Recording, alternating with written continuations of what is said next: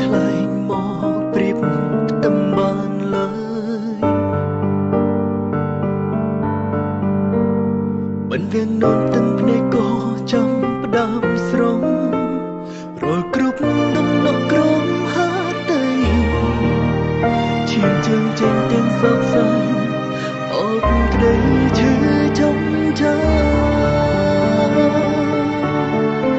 មិនដឹងសោកថាខ្លួននេះប្រែគ្មានដំណ័យបានត្រឹមតែឲ្យស្រីអបដីបញ្ឈឺចិនគេ